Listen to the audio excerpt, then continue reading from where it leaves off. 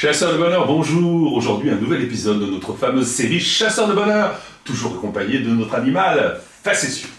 Dans le dernier épisode, vous vous en souvenez, nous avions découvert la spiritualité naturelle de nos ancêtres du Paléolithique, leur animisme, leurs peurs et leurs angoisses dans l'état de nature, et leurs croyances en leur culpabilité face à ces valeurs.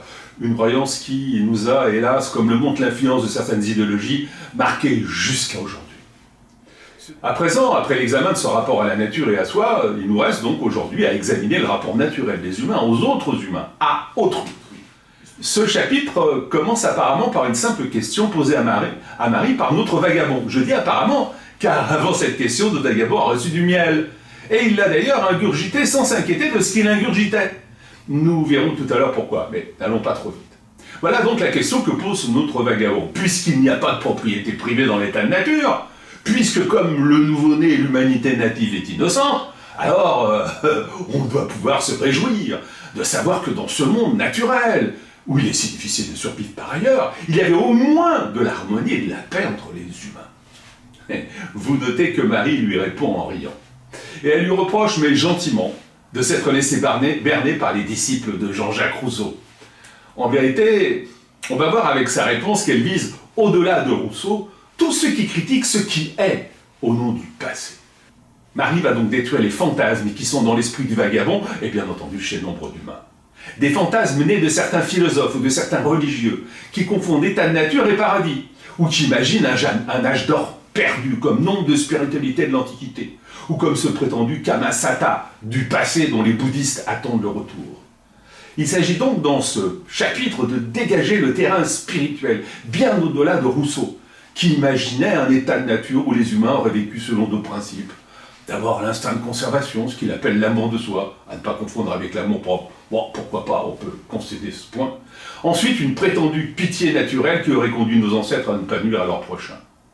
Il s'agit ici d'extirper les racines des fantasmes, non seulement donc de ces niais rousseauistes, mais aussi des stoïciens, de l'écologie idolâtre de la planète, de Marx qui fantasmait sur un prétendu communisme primitif, et de tous ceux qui refusent de célébrer l'histoire de l'humanité, de célébrer son avenir, et qui veulent détruire ce qui est, en ayant en vue ce qui a été, comme s'il était un idéal ou un embryon de ce qui doit être. Il est temps à présent de revenir sur le vrai commencement du chapitre, celui dont nous avons parlé tout à l'heure, le don du miel d'un apiculteur à notre voyageur. Déjà, vous notez qu'il s'agit, comme à chaque étape du livre, d'un vrai miel, que chacun peut d'ailleurs se procurer, du moins en Afrique. Et il n'est pas anodin que ce soit un miel de Tanzanie. Il s'agit en effet toujours de fixer notre histoire philosophique dans l'histoire réelle de l'humanité. Car je l'ai rappelé dans les deux vidéos précédentes, c'est bien en Afrique de l'Est que se trouvait le berceau de notre espèce humaine. Ce miel, je le décris comme ayant un teint sombre et un goût boisé et floral. J'écris dans le livre qu'il vient de la forêt Myombo, en Tanzanie. Il n'est pas anodin, évidemment, que ce chapitre qui concerne les relations à autrui commence par ce miel, c'est-à-dire symboliquement par la spiritualité, qui seule peut nous permettre de comprendre quelles étaient les vraies relations des humains entre eux, si toutefois ils en avaient. Or, ce que ne dit pas le livre, c'est que cette forêt a aujourd'hui, comme jadis, une haute valeur spirituelle. Pour les tribus bantoues, cette forêt est un lieu de rencontre entre le monde visible et celui invisible, où se trouvent les esprits qui gouvernent tout ce qui est visible, les humains compris. C'est là que ces humains croient communier avec le cycle éternel de la mort et de la vie. C'est là aussi, dans cette forêt, que se pratiquaient les rites initiatiques. Et le miel de Myombo prend alors un autre sens, car figurez-vous que ce miel, ingurgité par le vagabond, on le retiendra, est utilisé par les tribus pour la purification de l'esprit. Il sert aussi pour passer du statut de profane à celui d'initié. Il sert encore à s'assurer le soutien des esprits dans la nature. On comprend. Alors, bien entendu, la question qu'on peut se poser, c'est y a-t-il eu des rencontres pacifiques entre ces humains ? Je délaisse dans ce livre l'imagination pour m'appuyer sur les fouilles archéologiques et les études des dernières populations nomades. Bref, sur les faits. Le résultat des fouilles prouve par les ossements notamment que des humains ont été tués par des humains, tandis que les études anthropologiques sur les dernières tribus nomades confirme l'existence de conflits. À mon avis, jamais le mot paix ne s'impose. En effet, jamais l'idée que l'humain est un humain n'apparaît. Il peut y avoir des collaborations dans ce monde animiste, c'est pas impossible.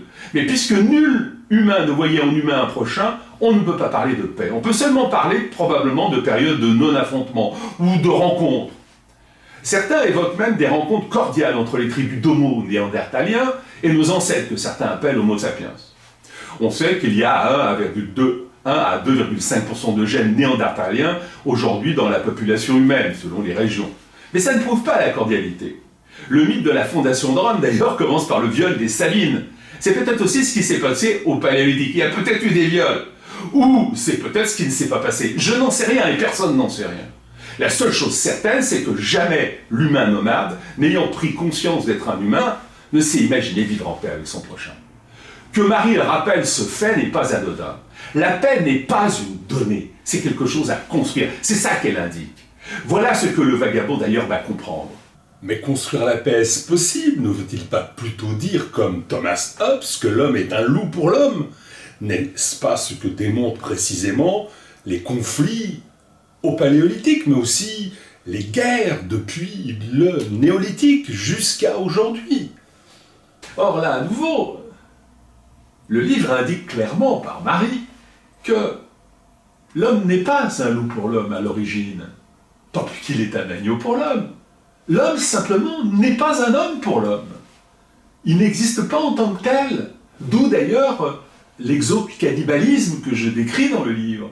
Le fait d'aller bouffer son ennemi, surtout s'il est valeureux, pour essayer de prendre son âme, pour essayer de prendre son esprit, pour essayer d'incorporer en lui son esprit. Parce qu'encore une fois, ce n'est pas un être humain que j'ai en face de moi. Pas plus que lorsque nos ancêtres tuent un guépard ou un serpent. Le conflit n'est jamais un conflit entre humains. C'est un conflit entre esprits à propos des esprits. L'humain de la tribu proche qui vient sur le territoire de la tribu pour prendre des végétaux, pour pêcher, pour prendre des animaux, il prend des esprits. Donc la tribu est mécontente. Sa terre, en quelque sorte, est déjà sacrée. La tribu d'à côté va vouloir récupérer d'abord l'esprit qu'on lui a bouffé, et aussi récupérer ces territoires qu'il considère aussi à elle. Encore une fois, les conflits ne sont pas de tout temps. Il y a des périodes où d'abord les tribus ne se rencontrent pas. Au Paléolithique, les tribus se rencontrent rarement, il y a très peu de monde. Nous ne sommes pas dans une situation où l'homme est un loup pour l'homme, puisque l'homme n'existe pas pour l'homme, et ni un agneau pour l'homme, parce que l'homme n'existe pas pour l'homme. L'homme n'est rien pour l'homme. Voilà le fait. C'est le seul fait qui importe. Le chemin de la paix va donc être celui nécessairement de la découverte de l'humanité de l'homme. Ça ne suffira pas. Mais on sent que c'est par là que cela doit aller. Pas dans une... Car, rappelons-nous, nous ne sommes pas dans une forêt noire. Et il y a du miel, il y a déjà de la spiritualité. Et surtout, rappelez-vous, ce miel n'est pas simplement boisé, référence au bois, à la forêt. Il n'est pas simplement sombre, il est aussi floral. Et c'est précisément ce chemin qui donne le sens du goût floral du miel donné par l'apiculteur, qui est celui qui élève les abeilles contre les frelons. La suite.